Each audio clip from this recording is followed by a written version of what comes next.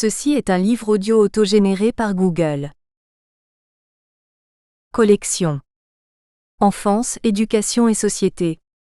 Cette collection regroupe des études et essais concernant l'enfance au travers d'approches multiples. Études universitaires et essais issus du monde de l'éducation ou du secteur du travail social, ces travaux ont en commun la même préoccupation: apporter un éclairage diversifié sur un domaine essentiel de l'univers des sciences humaines. Dernière parution. Céline Carrette et Céline Hasbrook, élèves en situation de polyhandicap, 2022. Jean-Claude Martin, un engagement en éducation et recherche, 2022. Véronique Lemoine-Bresson, croyances et savoirs d'enseignants allemands et français, 2021. Sylviane Guillard-Lepetit, déficience intellectuelle et apprentissage de la lecture, 2021. Gilles Henry, le système français de protection de l'enfance. Entre complexité et incomplétude, 2021. Oli Figaro-Mani, pédagogie de résilience, 2020. Sébastien Perrat, être conseiller principal d'éducation en banlieue, 2020. Sylvie Sécartier et Jean-Louis Berger dire, prendre en charge son apprentissage. L'apprentissage autorégulé à la lumière des contextes, 2020. Julie Deborde, les projets artistiques à l'école. Une voie de remédiation à la grande difficulté scolaire, 2020. Grégoire Ducroquet, toute la misère du monde? Témoignage d'un enseignant de français langue étrangère, 2020. Jean-Luc Sochaki, la scolarité des enfants d'immigrés polonais. Société métallurgique de Normandie et Société des mines de Soumont, 1919 à 1939, 2020. Aziz Djellab, l'éducation prioritaire en France. Bilan et devenir d'une politique emblématique, 2020. Symposium au Berlin. Campus Fonderie Mulhouse. Oli Figaro-Mani, cohorte, accompagnement vers la résilience, 2020. Jomago Philem, autiste mode d'emploi, 2020. Sophie Morlaix dire, le numérique à l'école primaire, analyse des effets conjoints sur les élèves et les enseignants, 2020. Genèse. Je suis enseignant de lettres en lycée à Bordeaux. Voilà 25 ans que j'enseigne. Comme d'autres membres de la communauté éducative, j'ai pu être confronté aux prises de position progressivement plus radicales de nombre d'élèves. Quelque chose a changé au fil des années. Le temps d'une génération. Mais quoi? Comment parler à des élèves pris dans des injonctions contradictoires, entre la revendication d'une culture et de valeurs qui leur soient propres, et le désir de trouver pleinement leur place au sein de la République? Comment concrétiser l'égalité des chances que cette République et l'école qui l'incarne veulent défendre, sans jamais y parvenir tout à fait? Comment construire ensemble l'idéal d'une société éclairée et ouverte, dont ils sont la richesse d'aujourd'hui et de demain, sans laisser les intégristes de tout poil et de tout bord opérer leur travail de sape? Avec les élèves, l'enseignant cherche les mots justes, ne les trouve pas toujours, confronte leurs idées et les frotte aux auteurs d'hier et d'aujourd'hui. Il les conduit à penser le monde, sans imposer une vision autant que faire se peut. En un mot, il accomplit son métier de passeur. En décembre 2020, quelques semaines après la mort tragique d'un enseignant de Conflans-Sainte-Honorine sous le coup d'un extrémiste venu de l'étranger, le poète d'origine syrienne Abdulrahman Ralouf est venu au lycée Gustave Eiffel, Bordeaux, partager avec des élèves tout à la fois son écriture, son parcours, ses convictions ou son expérience de l'islam, l'expérience d'une culture religieuse et de la place de la laïcité dans son pays d'accueil comme dans le pays qu'il a connu enfant et qu'il a vu grandir. Et son expérience de la guerre et de l'exil aussi. De ces rencontres est né le projet du présent ouvrage. Une recherche de réponses simples et partagées aux questions des élèves, ainsi qu'aux défis que posent collectivement les différences culturelles et les tentations de radicalisation et de durcissement de la société dans son ensemble. Par le dialogue entre l'enseignant et le poète, et sur la base de ces interrogations portées par des lycéens, a émergé cette idée. Voilà un livre qui aspire à proposer quelques réponses à partager sur des questions aussi complexes que celles de la foi, celle du culte et de la culture musulmane, et avant tout, une vision de la place de la laïcité dans notre République. Après la mort de Samuel Paty, l'ensemble de la communauté éducative a éprouvé le besoin de se réunir, de se parler. Bien sûr, notre fonction d'enseignant nous impose un devoir de neutralité. Celui-ci ne fait pas problème en soi. Mais je redoutais terriblement une forme d'indifférence chez les élèves. Nous devons tous nous sentir concernés. Ce matin de rentrée 2020, un temps d'échange et d'écoute à ce moment-là m'était paru plus que jamais nécessaire. Voici le message que j'avais envoyé au préalable à mes élèves durant les vacances, au lendemain de la mort de Samuel Paty. Bonjour à tous. Petite hésitation de ma part pour trouver les mots justes, mais je me dis que ce message personnel à chacun d'entre vous durant les vacances est nécessaire. Alors qu'un terrible assassinat a eu lieu vendredi contre un enseignant, je voulais vous faire un petit signe en ce début de vacances. Si je me sens personnellement touché comme enseignant moi-même, je sais que d'autres parmi vous se sentent attaqués sans doute dans leur foi puisqu'il ne faut pas s'y tromper.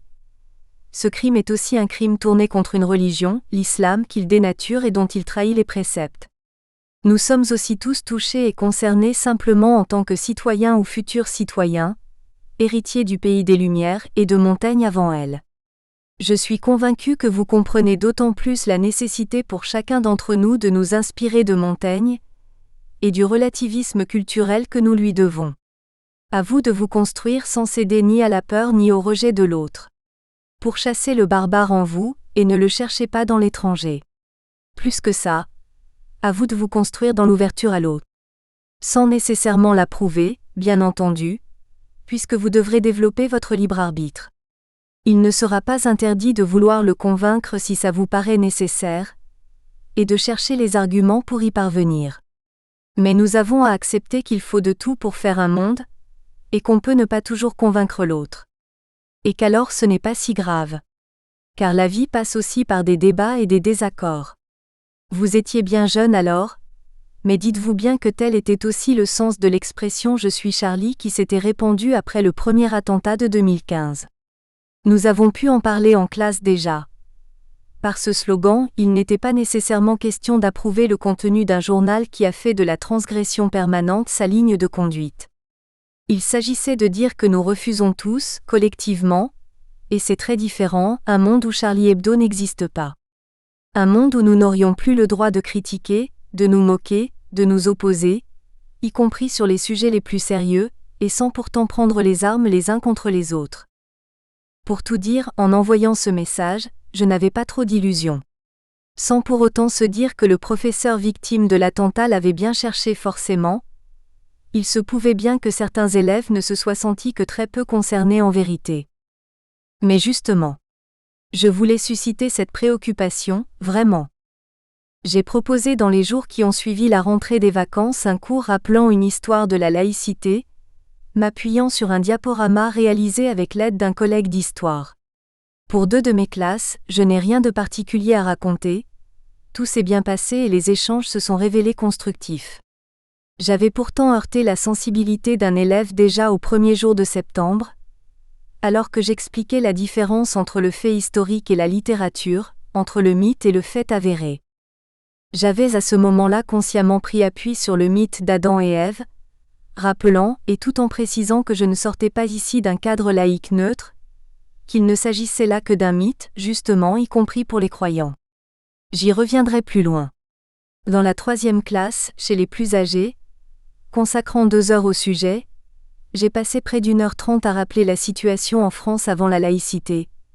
Des guerres de religion au combat de Voltaire, nous avons retraversé l'histoire, évoquant au passage les tensions dans l'Église catholique quand se sont imposées au sein d'une république encore toute jeune ces lois de 1880 et 1882 sur l'école, ou celle de 1905 sur la séparation de l'Église et de l'État. Un élève de toute évidence n'écoutait pas, ostensiblement. Notez bien que ce n'était pas que sur ce cours qu'il n'écoutait pas, qu'on sentait que l'implication pouvait être difficile chez lui en général, et donc difficile à interpréter. Mais quand nous avons évoqué l'islam, c'est sur l'origine du mot qu'il s'est arrêté, ne supportant pas que j'en donne la traduction française de soumission. De mon côté, en évoquant les significations du terme, l'intention était de montrer que les mots demandent toujours à être interprétés, et qu'en tant que professeur de français, c'est un travail d'enseignant qui me revient au premier chef, mais l'objectif était bien de leur rappeler que ce travail était aussi le leur. Du terme soumission, nous allions à soumission à la loi de Dieu, et de ce sens reprécisé, nous devions glisser à l'autre acception, la plus courante du mot, pacification ou paix. Paix de celui qui accepte la création dans son ensemble, et se soumet aux lois de la nature et à sa protection. Du moins j'espérais arriver jusque-là, mais ce ne fut pas possible. Le jeune qui n'écoutait que d'une oreille au mieux jusqu'à cet instant s'était alors insurgé, arguant que nous ne sommes pas des femmes. Un autre de ses camarades a alors insisté sur le sens paix du mot islam, le seul qu'il semblait connaître. Coupant la conversation, le premier jeune avec qui j'ai voulu échanger à la fin du cours s'en est tenu à une formule. « Vous m'avez profondément choqué, monsieur. On dirait que vous n'avez pas compris ce qui se passe. » J'ai retenu 2 enseignements de ce moment difficile, et de ce refus du dialogue par principe. J'ai supposé que leur source de connaissance des textes sacrés ou perçus comme tels, personne que je ne soupçonne pas d'intégrisme ici, avait préféré ne retenir que la deuxième acception du mot, comme si la première était trop dérangeante. Une démarche peut-être partant d'une bonne intention, louable dans son principe, mais finalement contre-productive dans la situation peut-être. J'ai aussi retenu de ce cours qu'une parole, aussi bien intentionnée soit-elle, ne peut être descendante sur un tel sujet. Et le d'où nous parlons l'emporte toujours sur ce que nous disons en la matière. D'où mon inquiétude réelle face à la propension à tout vouloir régler par des lois. Mais c'est peut-être un autre sujet. En l'occurrence, si j'ai bien évoqué avec la conseillère principale d'éducation la difficulté rencontrée, au cas où je n'ai pas nommé l'élève, assurant que je gérais. Comment inviter en confiance les jeunes à une parole libre, et se retrancher ensuite sur une autorité descendante. J'étais déjà un fervent partisan de l'éducation artistique et culturelle et de la présence des artistes dans les classes, car ceux-ci qui ne notent pas, permettent de libérer le geste et la parole de jeunes qui pour une fois cessent d'être en représentation comme en compétition. La parole de l'artiste libère. Mais c'est à la suite de cette altercation qu'est venue l'idée, très rapidement, de proposer au poète Abdulrahman Ralouf d'intervenir dans les classes. Il était pour moi, mais il n'est pas le seul, la bonne personne pour ne plus parler d'en haut avec les jeunes. L'artiste parce qu'il ne reste pas dans la classe, parce qu'il n'est que de passage, et surtout parce qu'il n'évalue pas, peut intervenir d'une manière qui ne sera jamais donnée à l'enseignant. Il parle d'ailleurs. Sinon dans un strict rapport d'égalité avec les élèves un peu illusoire, du moins en échappant à la difficulté du professeur qui tient un double rôle ambigu. Car l'enseignant, lui, et même avec les meilleures intentions du monde, est tout à la fois celui qui entend pareillement permettre une parole libre, certes, mais aussi celui qui reste malgré tout en même temps, la personne à qui il revient d'évaluer, sanctionner, voire simplement de donner la parole et la reprendre. Une situation faussant d'emblée toute tentative de laisser à l'élève l'occasion de s'exprimer dans une liberté réelle, y compris pour que puissent sortir s'il le faut des propos qui déborderaient de l'acceptable, des propos auxquels il faut bien faire place pourtant ne serait-ce que pour mieux les déconstruire. Et ne serait-ce que pour avoir grandi dans une culture musulmane et en avoir reçu l'éducation, certainement Abdulrahman Ralouf était-il aussi mieux armé que moi pour répondre par les textes à certains arguments avancés. C'est de nos échanges qui ont suivi dans les classes qu'est né le présent livre. 1. Que répondre à un jeune qui demande pourquoi on parle de religion en classe si l'école est laïque ? Mais on parle de tout à l'école. En quoi certains sujets seraient-ils tabous ? Sans doute n'en parle-t-on même pas assez, quand on réalise à quel point il n'est pas de société où le fait religieux n'ait pas profondément influencé la société. Mais justement, je parle de fait religieux, pas de religion. Le fait religieux, c'est ce qui laisse des traces dans l'organisation sociétale, non pas ce qui relève de la croyance propre à chacun. À l'école, on cherche à comprendre ce fait. Distinguer ce qui relève de certitude et ce qui relève de croyance, mais tout en évitant de les opposer ou de les hiérarchiser. Simplement dire que nous ne sommes pas au même endroit. La religion est une chose trop sérieuse pour être laissée aux seuls religieux. On dit parfois que la religion ne serait qu'une secte qui a réussi. Mais étymologiquement, ce n'est pas tout à fait juste. Là où la secte nous coupe du reste de l'humanité, et à ce titre doit être condamnée par les lois qui sont bien là pour régir un ordre social, la religion étymologiquement nous relie à l'autre. Loin d'être factrice des problèmes d'intolérance dans le monde, les religions nous aident à mieux comprendre ce qui nous unit. D'ailleurs, n'oublions pas de rappeler à ceux qui voient dans la religion la source de tous les obscurantismes et d'intolérance, que c'est à l'un des rares États athées que nous devons les plus grands massacres. Le matérialisme historique de Staline mis en œuvre sous le régime soviétique se montra plus meurtrier que tous les inquisiteurs réunis. Non. Le problème ce n'est pas la religion, c'est l'homme. Ou dit autrement, peu importe le Dieu auquel on se réfère ou si l'on n'en reconnaît aucun. Ce qui fait la différence, avec ou sans religion, c'est notre aptitude à nous montrer à l'écoute de l'autre, à chercher à le comprendre et le connaître, autrement dit à faire preuve de tolérance.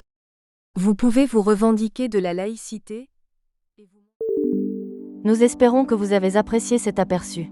Pour continuer à écouter ce livre audio sur Google Play Livres, utilisez le lien dans la description de la vidéo.